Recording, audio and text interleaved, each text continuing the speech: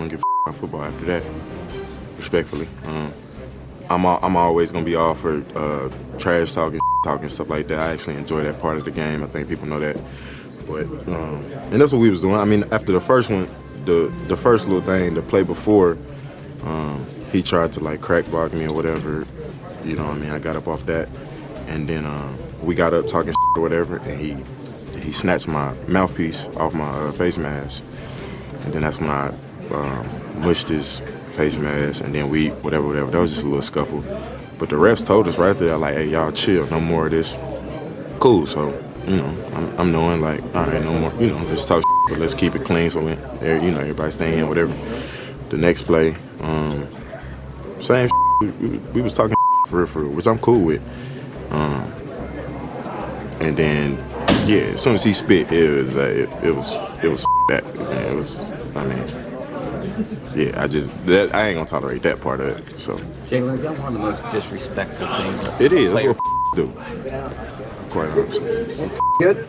You were saying that you spit on him. Did you spit on him? I ain't never opened my mouth to that guy. What do you think prompted the reaction from him? Well, he don't like some of the words I told him. We've been going back and forth the whole time, so I'm sure some got under his skin. Just to be clear, you did not spit on him at all. That's what he's saying. I ain't spit on nobody. That's a bad look because we saw it. We saw it on video. He did spit. Certainly in his direction, it looked like it hit him. There's a lot of bad things that happen on a football field. Where's spitting in all that? This is bad for just sports in general, any sport. And when you're a professional football player, that's why they call you a professional. And a lot of this goes on. Look, I played corner, and I get it. You get into some of these verbal confrontations with the receiver, but when stuff like this happens, then you cross the line. And he's gonna find out how he crossed the line because the league's antennas are up right now. Yeah. When they review the film and they watch it, and you know, in slow motion and everything else, he's going to get a big fine. It'll be interesting to see if they take it further than that, suspended. Well, we saw Jalen Carter with the Eagles. Remember, basically, with the very start of the game against the Cowboys, first game of the season, their best defensive player gets ejected from the game for spitting at Dak Prescott. Correct. And that cannot be a part of the competition at any sport, any level. That's never good because we're sitting here talking not about the football game right now.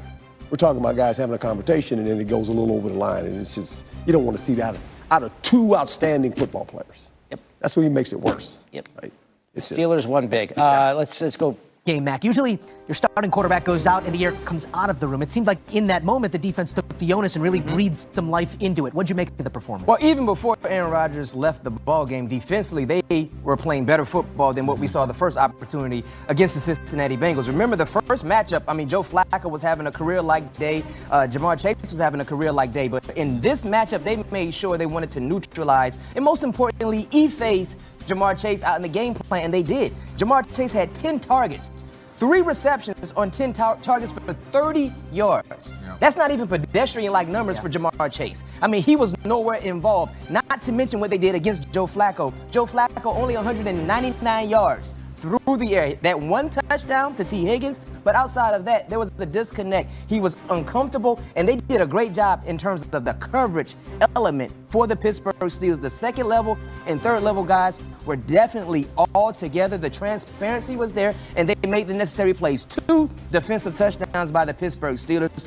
This is what you needed to see when you look at how bad they played week 1, the first opportunity against the Cincinnati Bengals, and then bouncing back on track because of last Sunday night's loss against the Chargers. Much needed win for Pittsburgh, a get-right opportunity for the defense. Yeah, this definitely was a must-win. Just not only is a division opponent, but who you got looking behind you. Looking at that rear view. The Baltimore Ravens. You know, so when the defense is able to play like this, they was playing outstanding football even before Aaron Rodgers, went out. So if the defense can continue to taking away the football, and I love what they have done so far by moving Jalen Ramsey to the safety position, because it seems like these younger corners are playing a little bit tighter in coverage on these receivers. And what the defense was able to do to T. Higgins and Jamar Chase here today, I believe that's what helped them win that ball game. And those 2 touchdowns ultimately helped them win this ball game as well. Success is not permanent, failure not fatal, and that is evidence by this Pittsburgh Steelers defense that was much maligned earlier in the season coming around, and the reason for the win in this one. We do have, let's call it some news elements. Let's start on the injury front, JJ. What's the latest we're hearing on Aaron Rodgers? So Aaron Rodgers, it officially is a left wrist injury for Rodgers. We believe he suffered it on this play right here. Mike Tomlin didn't give us much after the game. He's going to be further evaluated, Aaron Rodgers will.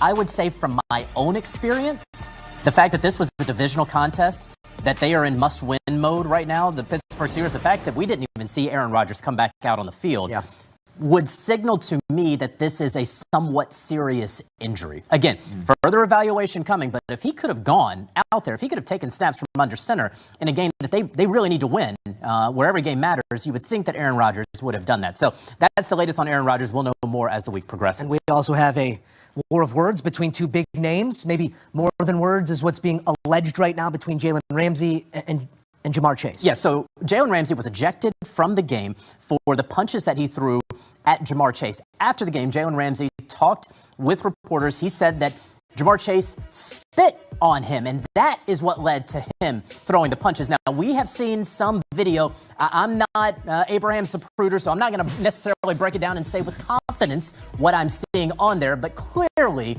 there was something that agitated Jalen Ramsey that then made him throw some punches. The NFL is absolutely going to investigate this, and that's for a number of reasons, because with the ejection, Jalen Ramsey should get fined, but if they determine that he was not the aggressor, but in fact he was reacting to being spit upon, I would anticipate that Jalen Ramsey would not get fined, and instead what will happen this upcoming week is that Jamar Chase would be suspended for a game, because they set the precedent with Jalen Carter in week 1, right, where they ejected him for that entire game, and they said, okay, we're not going to suspend him for the second game because he effectively missed the entire game against the Cowboys. So the NFL has set that precedent. Jamar Chase would be out of game check, and he would not play this upcoming week against the New England Patriots if the NFL finds what Jalen Ramsey said is true.